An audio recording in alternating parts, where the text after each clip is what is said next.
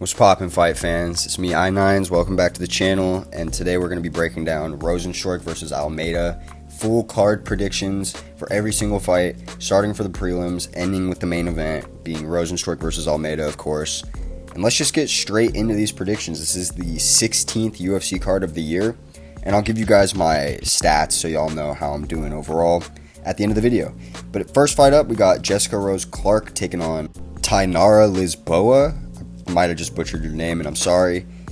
This is a fight I don't even want to predict because I've been doing just horrendous on female fights towards the latter half of the year so far. It's just been bad. I want to say Tainara Lisboa, and because of that, I'm picking Jessica Rose Clark. She has a way worse record on paper, more chances to lose, more ways to lose, I should say, but I'm still going to pick Jessica Rose Clark, and she's fine as hell. Hit me up, Jessica, on God. Let me get them digits. Let me get something, baby. Let me put the Riz on you. But yeah, I'm going to go with Jessica Rose Clark. That's Bay right there.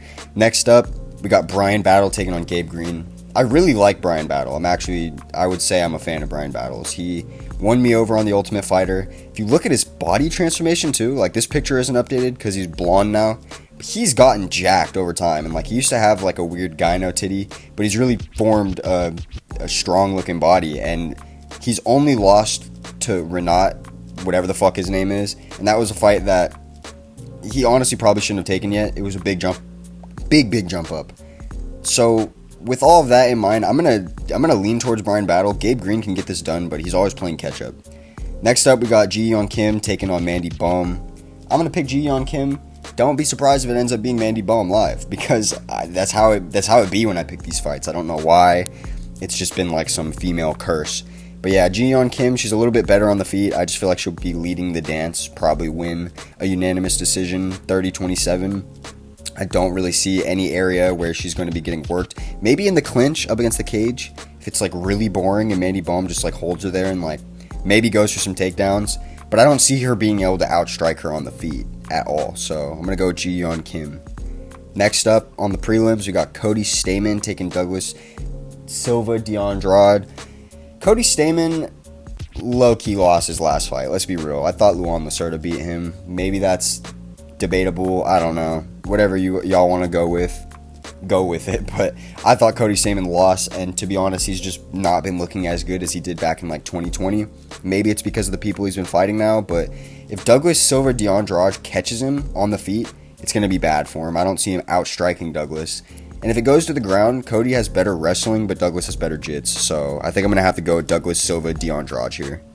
Moving up the prelims, we've got Carl Williams taking on Chase Sherman. This fight was supposed to take place at the last fight night card, but it ended up getting postponed until this one. And I was going with Carl Williams back then just based on his wrestling and the fact that Chase Sherman doesn't have wrestling.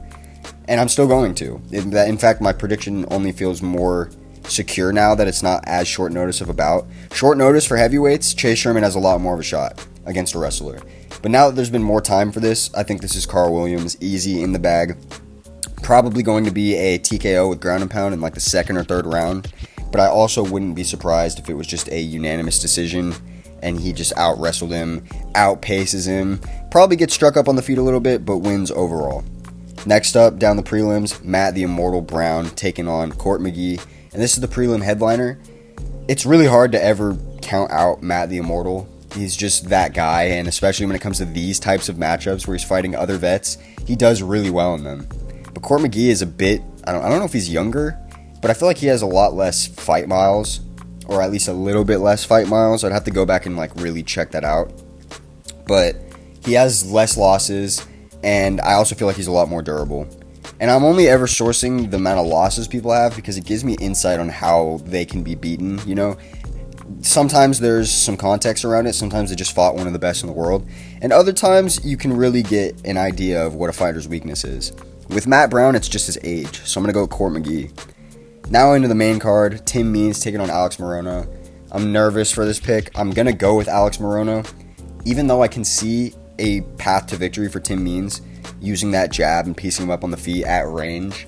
But I feel like once it gets scrappy, Alex Morono is going to have a big advantage, and especially if it goes to the ground. I feel like Alex Morono could probably blast double Tim Means and do some work on the bottom with some good top control. So I'm going to side with Alex Morono, But again, watching this live, if it ends up being Tim Means and he demolishes him, remember that I understood there could be a chance of this happening. I'm going to have to hedge my bets and go with Alex Morono being able to out-pressure, out-point, out-damage. I feel like he could get a finish, but I don't know. I don't know if I necessarily foresee a finish in this fight. So I'm going to go Alex Morono by decision. Next up, Carlos Ulberg taking on Ihor Potieria. This is a big step up for both fighters, in my opinion. And I know that probably doesn't make much sense. Like, how is it a big step up for both? Well, Ihor Potieria got gifted a shot at the rankings and fighting an old-ass Shogun. And, of course, you got him out of there in, like, the first. Carlos Ulberg has been fighting nothing but young prospects like himself, and a lot of them have hands. And he's been starching everybody except for Kennedy Nzechukwu, who is on, like, a 3-fight finish streak right now in light heavyweight. So that clearly is somebody that he might even end up fighting again because he's really good. All this rambling out the way, though, I'm going to go Carlos Ulberg because his hands are just crisp. Moving on into the feature fight of the card, Daniel D-Rod Rodriguez taking on Ian Machado Gary. I'm siding with Ian Gary, of course. Undefeated, crisp on the feet. He has good grappling, too. He hasn't really had to use it yet, and he's not... Realistically, he won't have to in this fight. It's going to be a stand-up war. D-Rod might be able to land on him, but I don't even see him being able to land that left hook that Song Kanon landed on Ian Gary to drop him. I just don't see these types of openings happening, especially with Ian Gary being more aware of the fact that he could take some real damage in there. I think he really woke up to that in his last fight. So I've got Ian Gary winning a 29-28 unanimous decision. I feel like he will probably win the first and the third round, or maybe the second and the third round. I'm going to go with the first and the third round. D-Rod will probably take the second. Moving on into the co-main event of the night. And see, this has actually been a stacked-ass main card for a fight night. We've got Anthony Lionheart-Smith taking on Johnny Walker.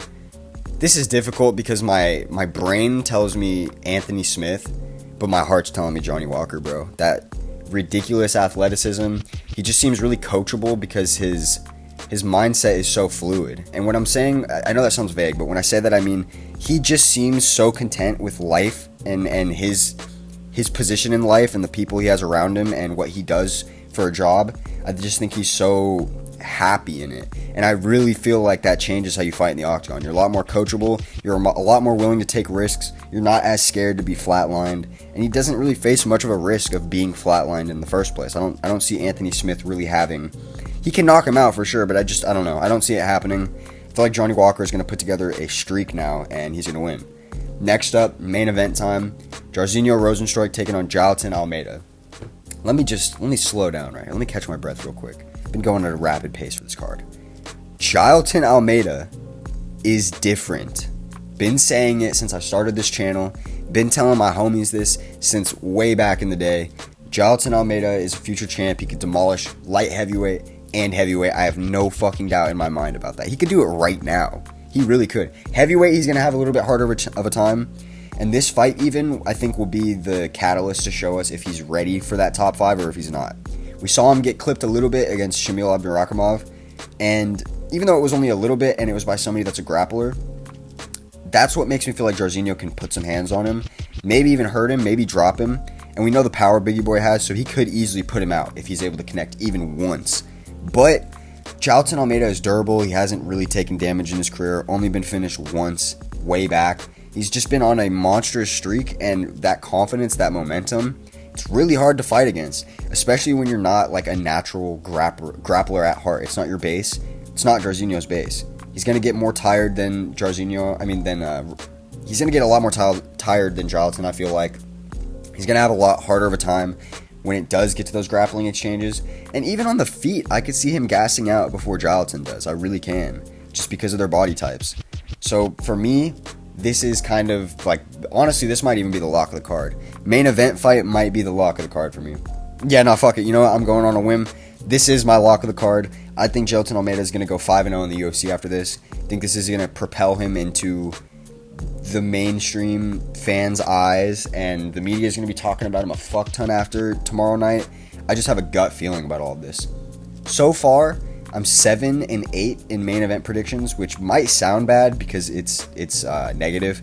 But if you look at a lot of other YouTubers on this platform, their record is much worse for main events. So I'm hoping I can bring my main event record back to even, make it 8-8 with tomorrow's fight. and I'm really confident in it. I'm pretty confident in most of my picks for this card, but you never know with the UFC and with MMA in general. Shit can just go completely sideways. And seeing the last two cards, my predictions have been all over the place. But overall, I'm pretty sturdy with them. So if y'all fucking with the content, y'all fucking with the work I'm putting out here, fucking with the mindset, please give me a sub, give me a like. I really appreciate it. This is what I do for my life. So it would mean a lot. Thank you.